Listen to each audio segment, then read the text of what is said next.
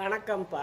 இந்த கொத்தமல்லி இலை இருக்கு இல்லையா, அதை அந்த தண்டோட கூட ஒரு கைப்பிடி இப்படி பிடிச்சா ஒரு பிடி இருக்கணும். அதை எடுத்து சுத்தமாக 2-3 வாட்டி கூட அலசிடுங்க. அலசிட்டு தண்ணி இல்லாமல் உதறிட்டு பிச்சு போட்டுக்கோங்க. இல்லாட்டி சிசரில் கூட கட் பண்ணி ஒரு மிக்சி ஜாரில் போட்டு கொஞ்சமாக தண்ணியை ஊற்றி நீங்கள் அரைங்க. அரைச்சி சட்னி அரைச்சாப்பில் அரைச்சி இந்த வடிகட்டி காப்பி வடிகட்டி இருக்கு இல்லையா, அதை போட்டு அதில் கொஞ்சம் தண்ணியும் கலந்து குடிக்கிற தண்ணியே கலந்து ஒரு அரை டம்ளர் வர அளவுக்கு கலந்து சாறு எடுத்துருங்க. சாறு எடுத்துட்டு ஒரு 1/4 ஸ்பூன் எலுமிச்சஞ்சாறு அதில் ஊற்றி கலந்து காலையில் வெறும் வயிற்றில் தினமும் ஒரு 48 நாள் குடிச்சிட்டு வாங்க. இந்த ஃபேட்டி லிவரு அது சரியாகும்.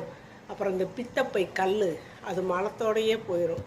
அப்புறம் அந்த சிறுநீர் கடுப்பு, நீர்க்கடுப்புன்னு சொல்கிறாங்கள்ல, நீர்க்கடுப்பு உள்ள அடிக்கடி ஒரு சிலருக்கு சூடு பிடிச்சிக்கிச்சு சொல்லி நீர்க்கடுப்புனால அவதிப்படுவாங்க.